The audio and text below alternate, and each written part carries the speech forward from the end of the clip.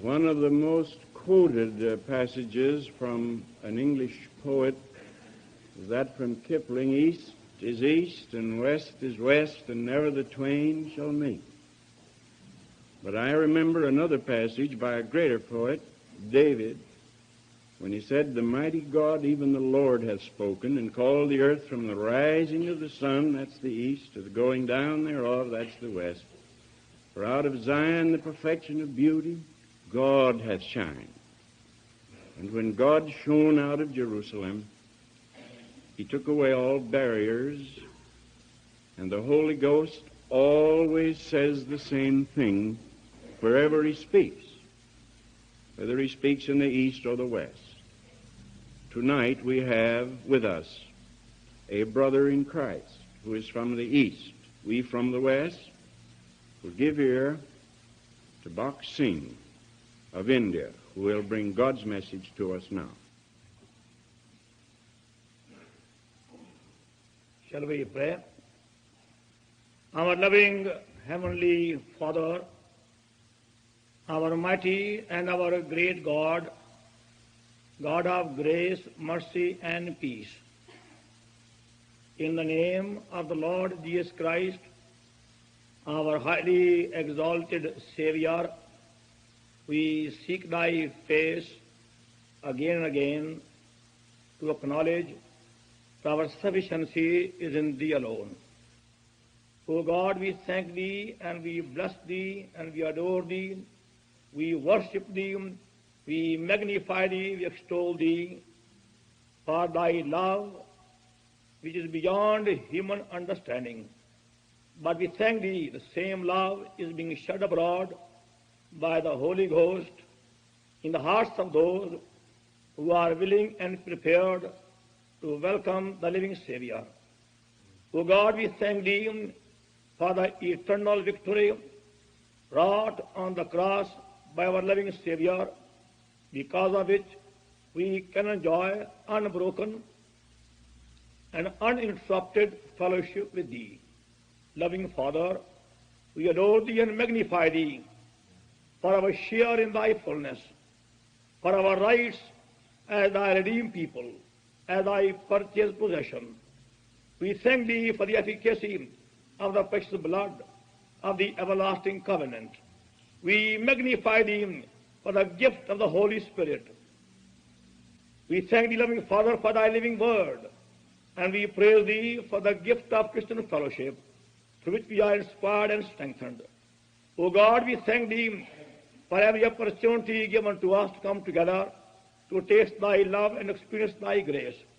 We magnify thee for thy willingness to speak to us, even us, from thy throne of glory. We humbly ask of thee, thou mayest speak to all of us this evening hour. Do draw away every eye from man, and let every eye be fixed upon thee alone. O God, we claim victory over the enemy's seen, unseen devices, and we claim for everyone a worthy portion of the heavenly feast. O God, come to us. We humbly pray that thou may show the secret of seeing thee working in a mighty way in every part of the world in these end days. We believe this is thy desire, and we call upon thee with great faith, that we might see the stream in the desert. Lord, come and help us now as we pray with thanksgiving in the name of the Lord Jesus, our loving Savior. Amen. Now, may I read from God's word just a few verses, and before doing so, I'd like to know that how many here have got their own Bibles. Now, the first thing we know in India, that those who come to our meetings, they are expected to bring with them their own Bibles, and full Bibles, with all chapters and all pages, with their own name, not a borrowed one. And those who have the Bibles will be shown at this time. And those who haven't got them, now may I request you, kindly make it a simple practice. I thank God that he taught me this one simple lesson. And on the very first day of my conversion, never to go anywhere without my Bible. I praise him. This book has been my companion from the very first day of my conversion. I know we can receive much blessing from God by honoring his word. And see for yourself how many times a day God does speak. When we find time, look into the word of God. And I want humbly request you, please make it a habit. You find those who go to colleges, they carry so many books to the colleges. Those who go to business, they can carry a briefcase wherever they go. But we Christians have a heavenly book to guide us every day. Those who drive a car, they never go without a map. And they go looking at the map at every stop to be sure they're on the right road. And we have to face far more dangers than on this earth because of the enemy activity. But this book is a heavenly map to guide us and show us the right way every day. Now, can you see from God's word a few verses to begin with? Book of the Acts of the Apostles and second chapter. Book of the Acts of the Apostles, chapter 2, verse 43. And fear came upon every soul, and many wonders and signs were done by the apostles. Acts chapter 2 and verse 43. Now can we see Acts chapter 4 and verse 31. Acts 4:31. And when they had prayed, the place was shaken where they were assembled together, and they were filled with the Holy Ghost, and they spake the word of God with boldness. Now can you see chapter 5, book of the Acts, and verse 14. Chapter 5, verse 14. And believers were the more added to the Lord, but the people magnified them. But the multitude, both are men and women.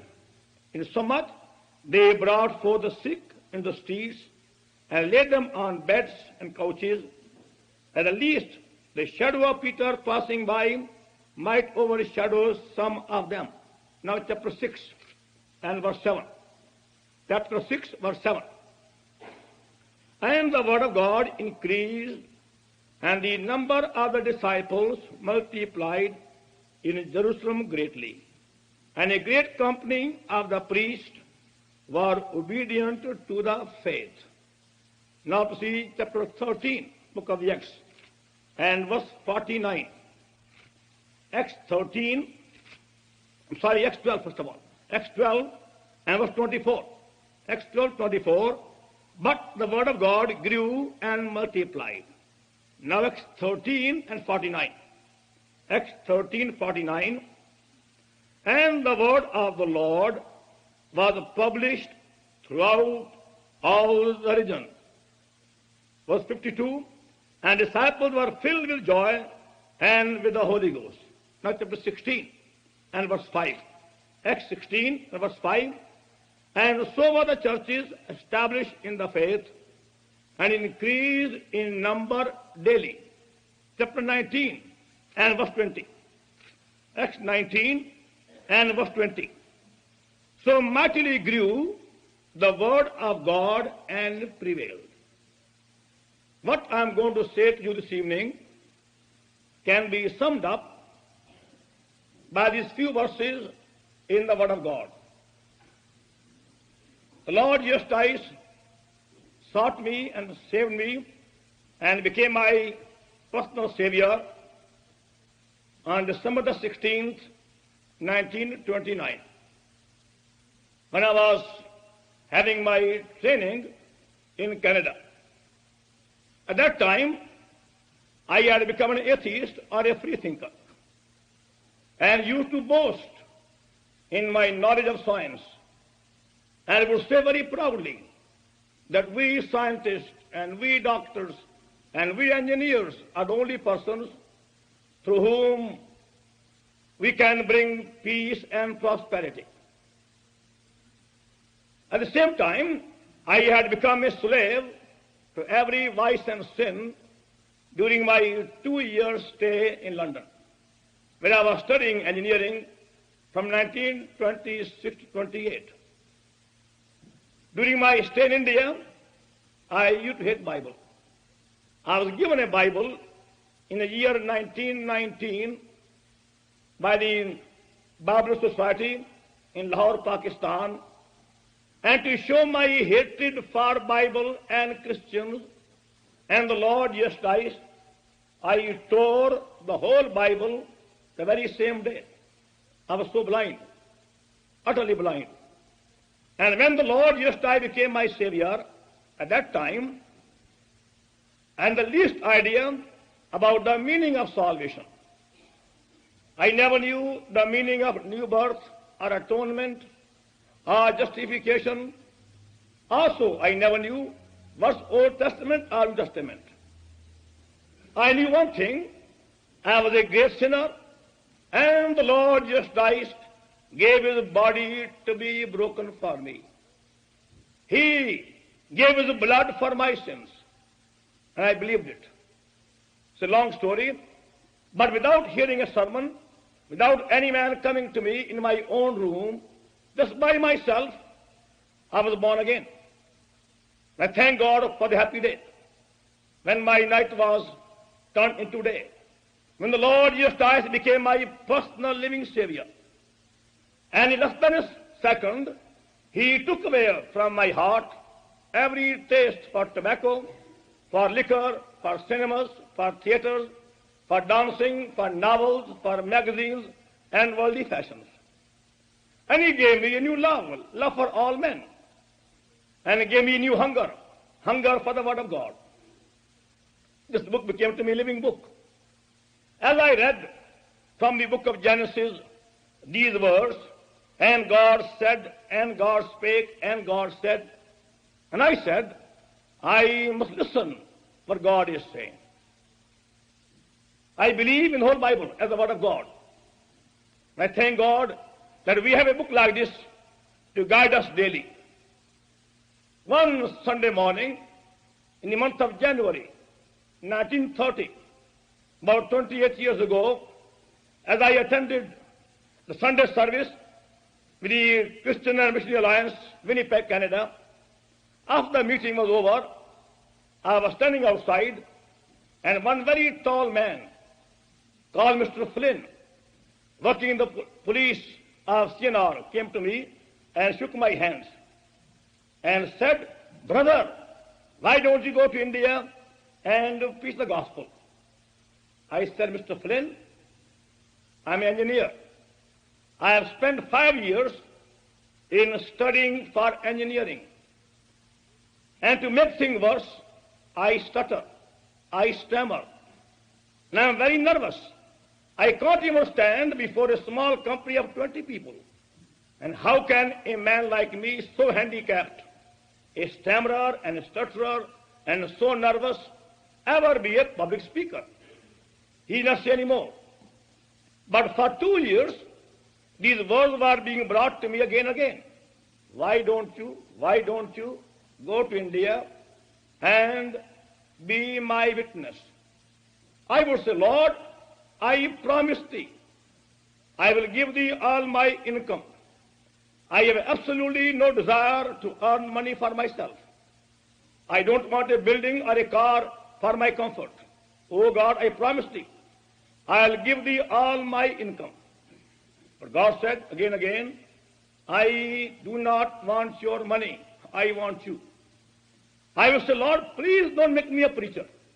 I can't be a preacher. Lord, take my money, but please, don't make me a preacher." But God said, "I don't want your money. I want you." After 2 years of battle, on the 4th April 1932, I decided. And Lord said to me that night, "I accept you for my service on 3 conditions. First of all, withdraw all your claim from your property in India. At that time, my father had some property, a factory and houses in Pakistan. And God said to me, never tell any human being by letter, by hint, by suggestion about your material financial need. Tell me about it. Secondly, do not join a society, serve all equally, as I command you. And thirdly, do not make your own plans. Let me lead you day by day.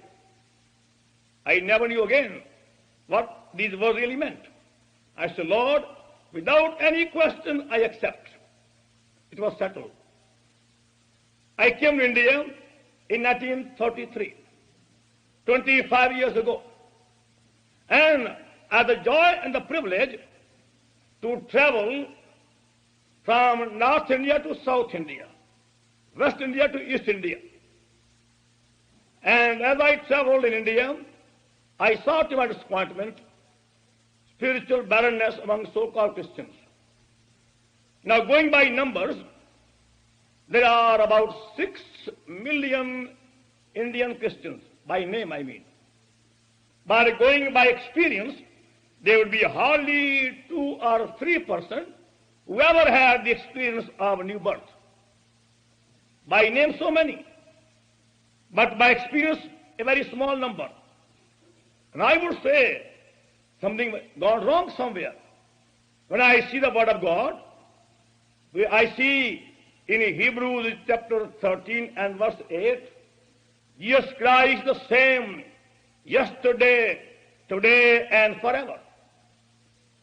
Going by St. John chapter 14 and verse 12, our Lord says, and greater things than these ye shall do also. Again our Lord says in Matthew 28 and verse 20, behold, I am with you always. But I said, why is it we don't see the power of our Lord in India as we see recorded in the Word of God? Something gone wrong somewhere. And I saw in St. John Gospel chapter 6 and verse 12, where the Lord Jesus Christ is giving to his disciples the commandment, go and gather the fragments that nothing be lost. So I said, our Lord does not like wastage. If he has told the disciples to go and gather the fragments, nothing be lost. For I find much of the money and the time which is spent in the name of Lord is being wasted. Much time being misspent, money being wasted. Why is it? Something wrong somewhere. One day, as I was going in the city of Karachi, giving out tracts, I saw one Hindu, a graduate. He said to me, Mister, why did you come to us, Hindus, and give these books? You go to your own Indian Christians and see their state. He said, in which way they are better than we are? He said, they smoke and we smoke. They go to cinemas and we go to cinemas. They quarrel, we also quarrel. They have jealousies and so have we. In which way your Christians are better? Then he said to me, you show me one spirit-filled Indian Christian in the whole city of Karachi, and I will be a Christian today. What a challenge. Now, going by name, there were 5,000 Indian Christians, Protestants in Karachi at that time, and 14,000 Roman Catholics. I couldn't even show to him one person who can be truly called, as the Bible says, a spirit-filled Christian. Christian name, but no Christian life. Christian name, but no joy, no light upon their face, living in defeat and shame. And same also in America, you find many Christians have a Christian name, but very few have the real experience of living Christ. We generally in America, people feel sorry for Indians and they say, poor Indians. But in India, we say, poor Americans. Poor Americans. It's quite true. Because we say they have money, they have wealth, but poor spiritually. That's our burden in India. America is going down spiritually. Only name, good building, but no power. Large numbers, but no life, no fellowship there. Thank God for those few who have life of God, but very few. Not very many. Anyway, my point was, as we went about, a challenge came. In which way your Lord is better than our gods?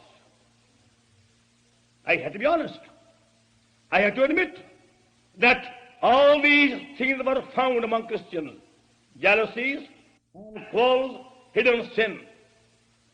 Hatred and love for money and greed was there. But I felt this book is the Word of God. I believed from the beginning of my conversion that the Bible answers every question. And no man can answer it but the Bible. So I began to pray, Lord, that Hindu has given a challenge. Please give the answer. I believe thy word has the answer. Oh God, give the answer. The Hindu says, show me one good Indian Christian, spirit-filled, and I will be a Christian today. However, as we went on praying, the Lord began to work. From 1936, 1941, for 5 years, we were privileged to conduct many large gospel revival campaigns in cities and towns and villages of many parts of India. So I thought that by seeing some revival, we will be able to have at least some answer. However, God is faithful. We saw something. As we went on praying, God began to work. Then we saw that God began to work and many were born again. We saw in the meetings as many as 300, 400, 500 being truly converted upon their faces to the Lord. Not merely showing hands as they have in America. They were converted, feeling sorry for their sins, seeing their sin, shedding tears of repentance, putting things like God and man. At the same time, we saw many coming forward to be prayed for healing, and they were healed. But when I went back after a little while, I discovered again that many of these believers were again backsliding. What a shock. But even though we saw the fire of God falling in many places, and we saw people being converted in large numbers, and we saw them in tears, repenting of sin, putting things right, yet after a few months, a large number, 90%, 95%, a large number of these so-called believers had lost their joy. Many had again gone back in the world. They again began to smoke or drink or worldly sins. First I thought, well, we have done our duty. If local pastors fail in their job for the follow work, they will give account to God, not we. But in the year 1941, God began to again speak to me clearly. God said to me that evangelists are not only responsible for people's conversion, but also they are responsible for their growth. We can't have children and then again leave them on roadside. We must make some provision for their spiritual growth.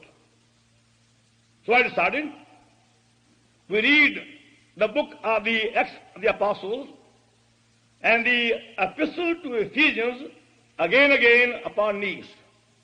I believed that from the two books God will give you answer. How did the Holy Ghost work in the early church? And what is the conception of God for His church? Because we see in the Epistle to Ephesians God's thought for His church. As we see in chapter 3, Ephesians and verse 10, God's grand and lofty purpose being made so clear, God's manifold wisdom to be revealed through His church unto powers, principalities in heavenly places. So I said, God has a high purpose for His church. God's vessel is His church.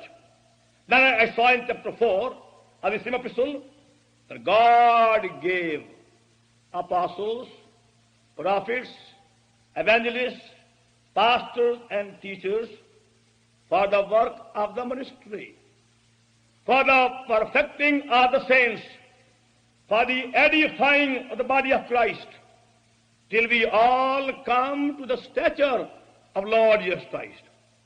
So I saw clearly that people cannot attain spiritual maturity without the help of pastors or teachers, as God's word says. It's not by just mere Bible knowledge they grow spiritually. But how to begin now? I could see clearly that what they call church is only a building. There are very few places which are fit to be called the church of Lord Jesus Christ. Because our Lord is not after numbers. Men may go after numbers, but Lord wants a living church. And that's why we are called by that name, the body of Christ. Because life flows. There can't be a dead member in the body of Lord Jesus Christ. He's a living Christ, the living Savior. And every member in His body must have the same life which He has. Living member, we must have a strong foundation. Now, as an engineer, I learned one thing, that before we start building a building, we must sit down and draw a drawing. There must be a plan for a building. You can't build a building without a plan. And secondly, we must have a deep foundation, strong foundation. And thirdly, we must have good material for the building. And fourthly, we must have able, skillful workmen, architect, masons for the building under one architect. And same you see in God's word. According to 1 Corinthians chapter 3 verse 9, Paul says, ye are God's building. Ye are God's building. And in verse 10, he gives warning, take heed how you build thereupon.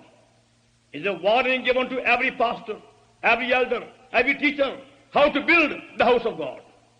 And I saw so clearly that in many places they are building on a weak foundation, building on a man's foundation, and that's why we find barrenness in many places.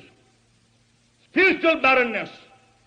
God is not glorified when we live in defeat, you see. God is not glorified when we live life of shame. Our Lord has prayed for us. Is by bringing forth much fruit, His name is glorified. We prayed, oh God, do a new work in India. Bring us on a strong and a true, pure foundation. Cost what may, but Lord, bring us on a strong foundation. And we decided to go back to Bible for everything.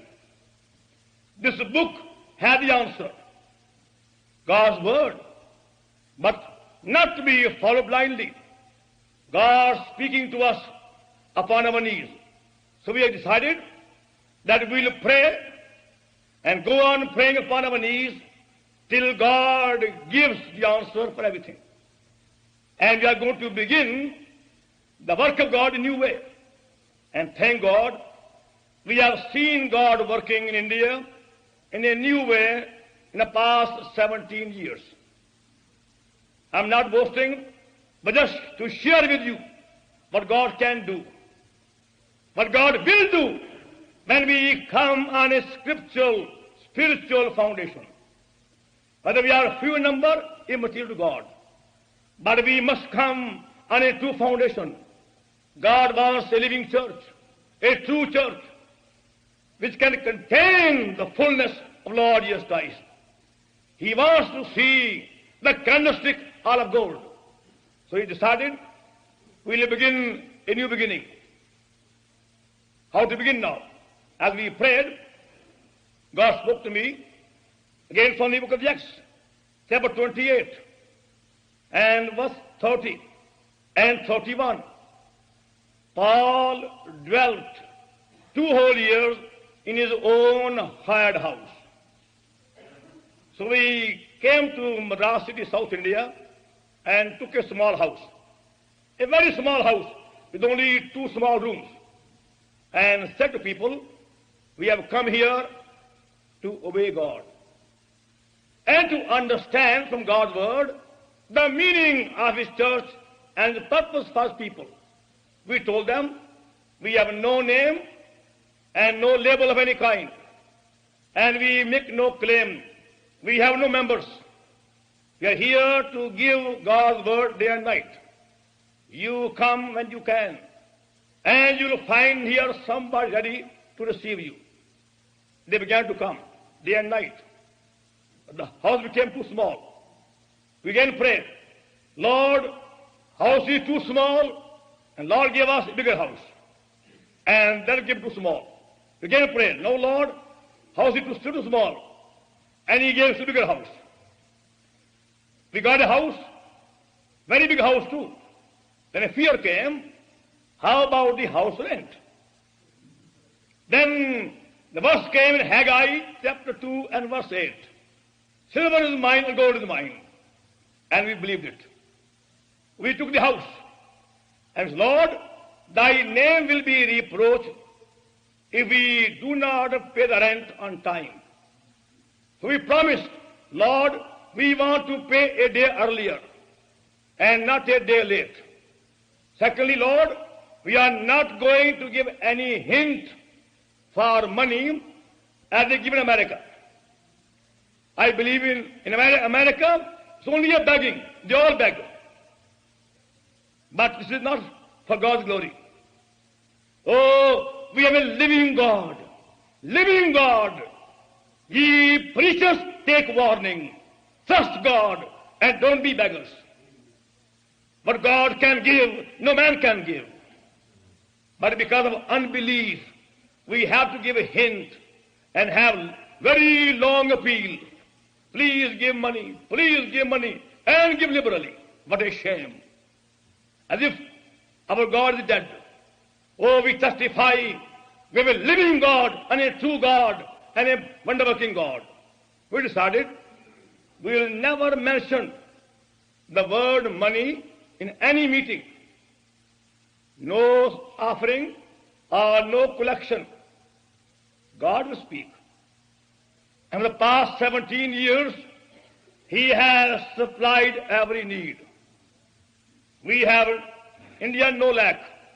God meets every need. And thank God, he never fails. As time went on, Lord began to draw people from all parts. They came in large numbers. Then we said, now let us see, how did the early believers used to worship? Again, we went upon our knees in prayer. And we saw from chapter 2 and onwards, the early believers used to gather for worship. Not for sermons, first of all. The main purpose for Sunday was first worship, a pure worship, a heartfelt adoration. So we told them now, first of all, we are going to give God his portion. He has saved us, washed us, delivered us, and made us his own. Come on, let us worship him in a simple language. And we gave them a time to worship, that both men and women can worship God upon their knees, not in chairs. They humbled themselves, came upon their knees, and what a joy. For 3 hours, they went on worshiping God. Oh God, I love thee. I adore thee. I worship thee. I magnify thee. I praise thee. Thou art mine. I am thine. Thank thee for the hope of thy coming, and so on. They went on, worshiping God in a song, in a chorus, or in a simple human language. After they had fully worshipped God, then we gave a very solemn warning. Now, before we take part in the Lord's table of breaking of bread, please be sure you take part worthily. We gave a very strong warning and told them it's a Lord's table and not a man's table. We ask no question, but take part worthily, worthily. Otherwise, you will come under condemnation. And they trembled before taking part. And that's how many hidden sins were put away. They could feel their God was there. Many went home, apologized, put things right, then came back before taking part. Afterwards, we had God's message as God led. And all was finished, then we had love feast, a common meal sitting together. And then for open air afterwards. On the average, we are spending 6 hours every Sunday. That's the least. 6 hours in adoration, our prayer, our worship God. And afterwards comes God's message. Then go out in the streets.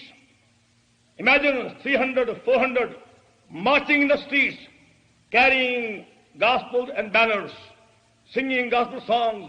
We have been sent to you by God. We have found the living God, and we have come to share our joy with you. And thus, gospel was taken by the people in all parts, colleges and schools and villages all around, many, many miles away, in a simple way. And it's still going on, not stopped yet. Then we saw clearly from God's word that the early believers were shepherded by elders, as you see in Acts 14 and Acts 20 and other references. So we told the saints, now please pray. God may give us true elders who are men full of Holy Ghost. Not by voting. Again, that's a man's wisdom to find elders by voting. And that's why you find in your committees so many quarrels and jealousies. We have brought ungodly men, worldly men, Jebusites in these church councils. They were never called by God to be elders. They were only called by men, by voting. Because of their wealth or their position, they become elders. Men who have no time even to pray even. They have no business to be on church committees. But we said, no, go back to the Bible. We pray for 6 months. Oh God, give us shepherds of thy own heart.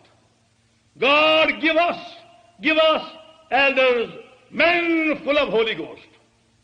After 6 months of prayer, we found 3 men. And we mentioned their names in the meeting. And said, as far we know, these 3 men are showing signs for eldership. But by Scripture, they must be proven and tested. If they are found blameless, then and then only they will be set apart. So kindly watch them. And in case you have anything against them, come to us with a Bible and 2 witnesses. And we gave the believers 1 year and 6 months to watch. Again we appointed a week of prayer and fasting. Now please, has anybody got any charge against these 3 people in their family life, business life, and church life? Watch, tell us. Any charge, please come with a witness and a Bible. Nobody came. Then the whole day we fasted, prayed, and they were set apart as elders. And they became before God responsible to shepherd God's flock. And we moved on, next place. Then kept on moving from place to place as Lord led. began to pray whole night, whole day. Lord, tell us now where to go, where to go. God has a heavenly plan to follow. And by heavenly plan, now we have gone to all parts of India and Pakistan and Ceylon. And God is working. Then we saw, now, what about these believers living in lonely places? And we decided to have holy convocation. That people living very far away, 500 miles or 1,000 miles away, can come for about 1 week of fellowship. Here in Chicago, you can't find room for 25 people. But in India, we have to accommodate 5,000 people. We tell them, we'll provide food and shelter for all who come. You can come with your families, also your children, and we'll receive you in the name of Lord Jesus Christ. And also, we make no charges. We tell them, you are the guest of Lord Jesus Christ, not our guest. Thank you, first of all. You want to give something, you pray, and then take part. And Lord supplies. Imagine 5,000 to be fed for 9 days, and 4 times a day. And also given a full meal. And above all, Lord save souls. Last time, we baptized in 1 week 385 people. What a joy to see them testifying with a shining face how the Lord Jesus Christ has sought them and saved them and changed them and transformed them. Now they go in the water. He died and I died. He was buried, I was buried. Rose again. And also am I. Among them, there were many, many Hindus. This goes on in many parts of India. As I see the word of God is true. We are seeing these things in a partial way, but we believe it is meant for all people. Many have come to us for prayer for healing. We quietly pray, and Lord heal them. And we have never mentioned even healing in a meeting. No healing campaign, and yet every day God heals. Praise God, He is the same. Same in every country. Same for every believer, and same in every age.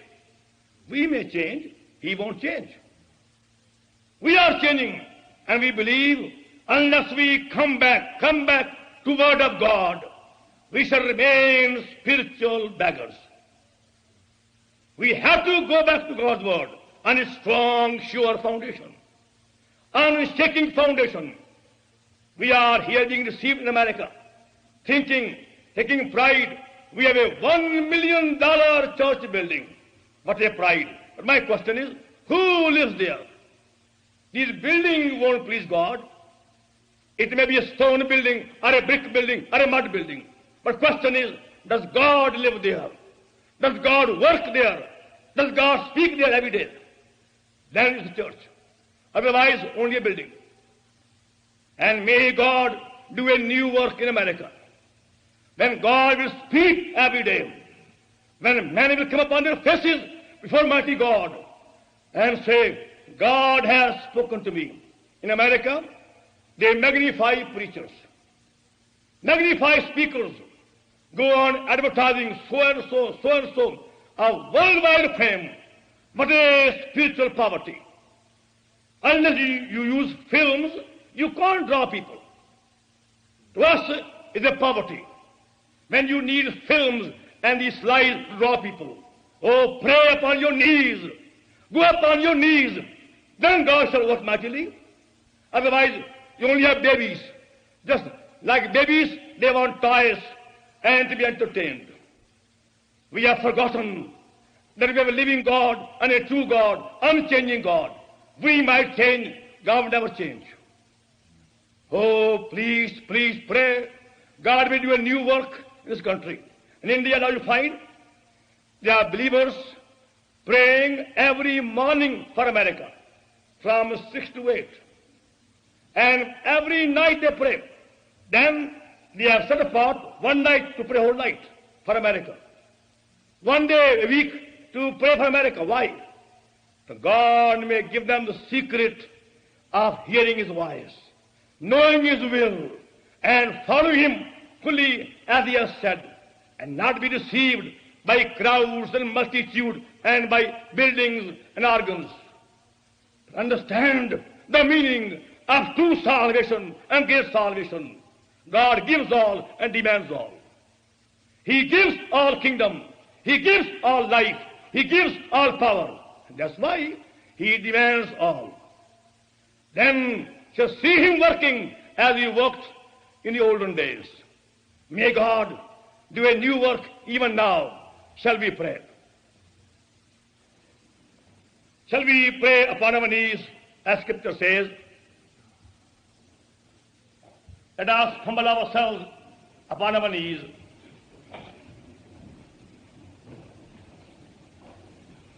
And quietly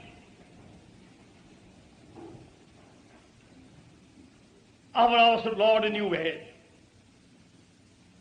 Our loving Heavenly Father, our mighty God and great God, God of grace, mercy, and peace, in the name of the Lord Jesus, our loving Savior, we thank Thee for Thy desire to do marvels among us, account Thy word in Exodus 34:10. We thank Thee for Thy willingness to stand streams in the desert, according to Isaiah 35 and verse 6. We thank Thee for Thy promise to send rivers in high places and fountains in the valleys, according to Isaiah 41 and verse 18. O God, we thank Thee for Thy promise in Isaiah 43 verse 19 to send rivers in the wilderness. Thank Thee for Thy word in Psalm 78 verse 16 to bring waters from the rock, the flinty rock. Thank Thee for Thy word in Revelation 22 verse 1, send Thy river from Thy throne and the Lamb. Thank Thee for Thy word in St. John 7:38 to bring rivers from the belly of the believer. Oh God, send rivers in America, rivers in desert places, rivers in wilderness, rivers in high places, rivers from Thy throne, rivers from the believers' valleys. Oh God, do a new work in the whole country. We humbly ask of Thee, give us the secret of seeing Thy glory, hearing Thy voice. Oh God, we ask of Thee, Thou mayest speak in a new way, that Thy fullness be truly enjoyed, Thy power be abundantly manifested, Thy hand be stretched out, hearts be softened, bonds be broken, life be transformed, heavenly song be sung in every street, and Thy light may shine upon those who have come unto Thee. O God, deliver us from this half-hearted Christianity, and bring us before Thy throne till heavens are opened. Bless Thy word and water it and preserve it and multiply it, as we pray in the name of the Lord Jesus, our loving Savior. Amen.